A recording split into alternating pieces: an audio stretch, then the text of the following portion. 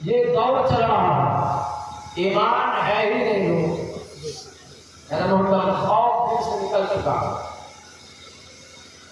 اللہ کے رسول نے فرمایا کہ ایسا زمانہ آئے گا کہ صبح میں مسلمان رہیں گے تو شام میں کافر، شام میں مسلمان رہیں گے تو صبح میں کافر۔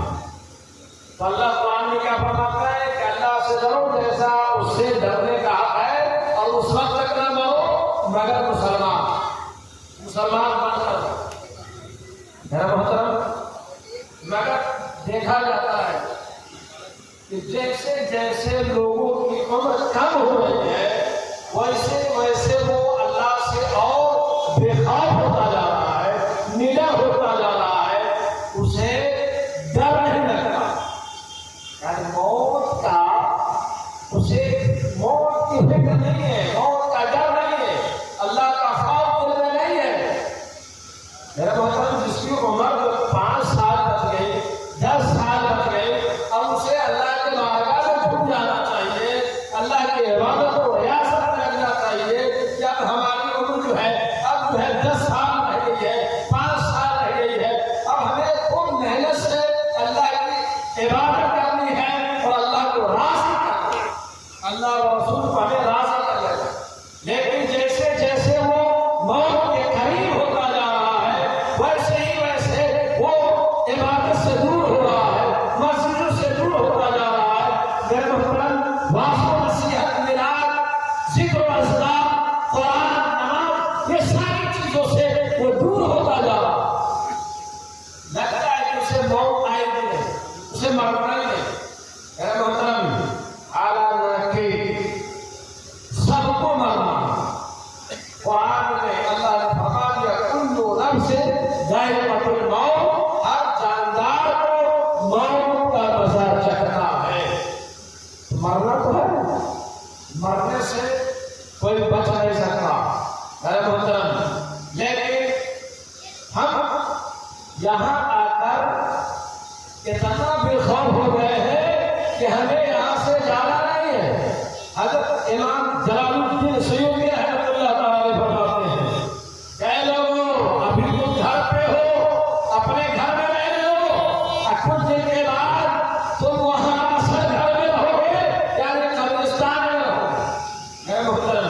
اور ایک اور ہے اللہ کے ولی حضرت عبداللہ ابن زکریا رحمۃ اللہ تعالی، وہ فرماتے ہیں کہ اگر مجھے پتہ چل جائے، مجھے معلوم ہو جائے کہ میں 100 سال، اللہ مجھے 100 سال زندہ رکھے اور مجھے اختیار دے دے کہ تم 100 سال زندہ رہ سکتے ہو یا تم ایک دن میں انتقال کرنا پسند کر سکتے، تمہارے اختیار میں ہے، تو میں ایک دن میں مرنا پسند کروں گا، کیونکہ ایک دن میں میں پسند اس لیے کروں گا کہ اللہ سے ملاقات بھی ہوگی اور اللہ کے رسول سے بھی ملاقات ہوگی اور صحابہ کرام سے ملاقات کی شرف حاصل ہوگی میرے محترم۔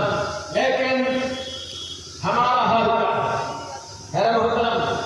بتایا جاتا ہے کل قیامت کے دن سارے اعضاء ہوں، سارے اعضاء، جسم کے جتنے بھی اعضاء، ہاتھ آپ کے خلاف گواہی دیں گے، پیر آپ کے خلاف گواہی دیں گے، جو اعضاء ہے، آپ کی آنکھیں ہیں، آپ کے کان ہیں، آپ کی زبان ہے، آپ کی جو بھی اعضاء ہیں، یہ جس اعضاء سے آپ نے گناہ کیا ہے وہ آپ کے خلاف کل قیامت کے دن آپ کے خلاف گواہی دے گا میرے محترم۔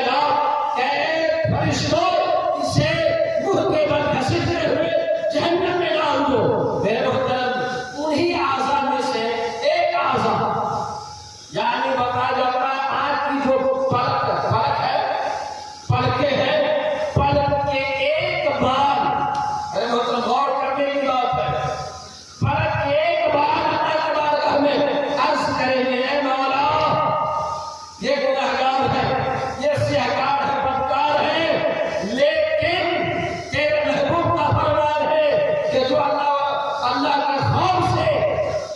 کے خوف سے دنیا میں روئے گا تو اس پر جہنم کی آگ حرام ہے۔ اے مولا، یہ انسان ایک دن تیرے خوف سے رویا تھا۔ اے محترم، اس ایک بال کی فریاد کو اللہ سنے گا اور فرشتوں کو بولے گا کہ اے فرشتے اسے چھوڑ دو، اس ایک اشک بال کی وجہ سے میں اس بندے کو بخش دیا ہے، اسے چھوڑ دو۔ اے محترم، حضرت جبرائیل علیہ السلام اعلان کریں گے کہ یہ فلاں بن فلاں صرف ایک بال کی وجہ سے نجات پا، صرف ایک بال کی وجہ سے۔ کیوں؟ کیونکہ اس نے دنیا میں رویا تھا۔ اے محترم، آج ہمارا حال یہ ہے کہ ہم پر مصیبتیں آتی ہیں تب ہم روتے ہیں۔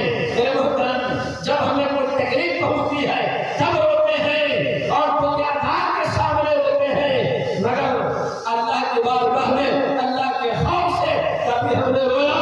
اے محترم، میرے آقا پیارے آقا کا حال کیا تھا؟ وہ کتنے روتے تھے؟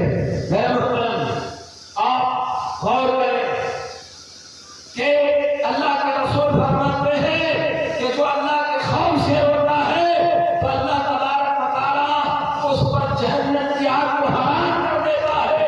اور حضرت امام غزالی رحمۃ اللہ تعالی فرماتے ہیں کہ جو بندہ اللہ کے خوف سے روتا ہے اس کے آنسو سے جسم کے جس حصے پر آنسو کے قطرات ٹپکتے ہیں، یعنی اعضاء پر، یعنی ان کے آنسو سے جسم کے جس حصے پر وہ آنسو کے قطرے پڑے تھے، اس حصے کو اللہ جہنم پر اس اعضاء کو، یعنی اس جسم کے حصے کو اللہ جہنم پر حرام کر دے گا، یعنی اس کے جہنم کی آگ نہیں جلائے گی۔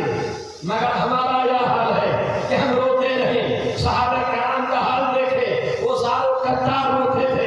حضرت عمر فاروق اعظم جب نماز پڑھتے تھے تو نماز کی حالت میں اس قدر روتے تھے کہ آپ کی ہچکیاں بن جاتی تھی۔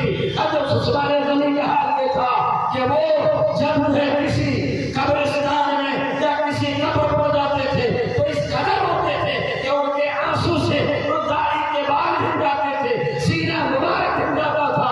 حضرت ابو بکر صدیق کا حال یہ تھا کہ اس قدر روتے تھے جیسے جو ہے کوئی مہماندی میں کوئی کھانا پکا رہا ہے، وہ کھانا ابال مار رہا ہے، اس طریقے سے جیسے ہانڈی میں کوئی چیز ابال مارتی ہے، اس طریقے سے آپ کا حال یہ تھا۔ میرے محترم، کئی دن یعنی کچھ دور پر ان کے رونے کی آواز کو لوگ سنتے تھے، اور ہمارے نبی کا حال یہ ہے کہ وہ اس قدر روتے تھے، میرے محترم، اس قدر روتے تھے کہ اپنے سر کو رات میں رکھ کر اپنے گنہگار امتیوں کی یاد میں راتوں کو اپنے سر کو سجدے میں رکھ کر زاروں قطار ہو رہے ہیں، اور روتے روتے حال یہ ہے کہ آنسو سے پوری جگہ بھر گئی ہے، بسترے بھر گئے ہیں، وہ جگہ گیلی ہو گئی ہے، میرے محترم۔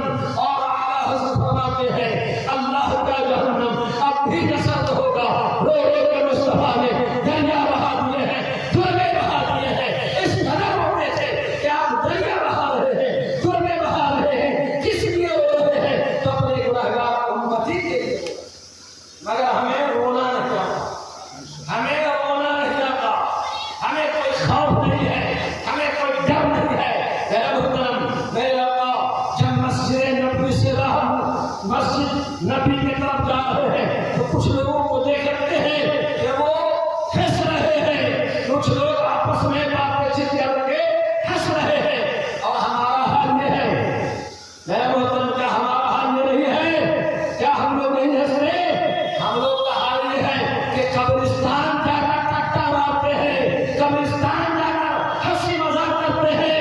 جو عثمان غنی قبر کو دیکھ کر زاروں قطار ہوتے تھے، اور آج ہم ہیں کہ قبرستان میں ہمارے باپ دادا وہاں پڑے ہیں، کس حال میں ہیں، اور نہ جانے کتنے لوگ عذاب میں مبتلا ہیں، اور ہم وہاں جا کر ٹھٹا مار رہے ہیں۔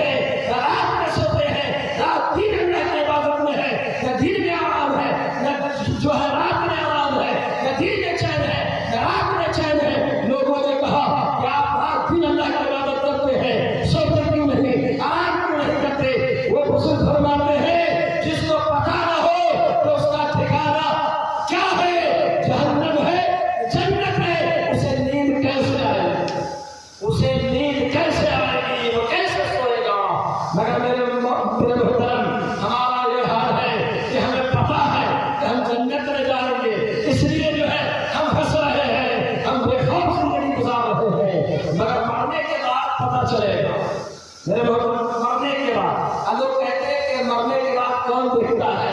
کوئی نہیں دیکھتا، مگر آپ تو دیکھیں گے تب میں جو آپ کا حال ہوگا میرے محترم، کوئی نہیں دیکھتا۔ اگر سب دیکھتے تو سدھر نہ جاتے میرے محترم، سب راہ راست پر نہ جاتے، کیا کہیں نماز عبادت میں نہ گزارتے، اللہ کو یاد نہ کرتے میرے محترم، سب نہیں دیکھتے ہیں، اس لیے گھر میں خوف ہے، جب دیکھ لیں گے تو سب سدھر جائیں گے، سب کو ہے آنکھیں کھل جائیں گی، سب عبادت میں لگ جائیں گے۔ مگر میرے محترم ہمارا حال بہت بیکار ہے میرے محترم، جو وقت ملا ہے اسی کو غنیمت سمجھے اور اللہ کے یاد میں، اللہ کی عبادت میں اپنی زندگی کو گزارے میرے محترم۔ ابھی وقت ملا ہے، یہ وقت آپ سے جب چھین لیا جائے گا تو لاکھ آپ سر پٹیں گے، لاکھ روئیں گے گائیں گے، مگر موقع نہیں دیا جائے گا۔ مگر میرے محترم جو وقت ملا ہے اسے غنیمت سمجھے اور ابھی سے سچے دل سے توبہ کر لے اور اللہ کی عبادت کو ریاست میں لگ جائے، اللہ کو خوش کر لے، کیونکہ اللہ نے قرآن میں فرمایا ہے یا ایھا الذین آمنوا اتقوا اللہ حق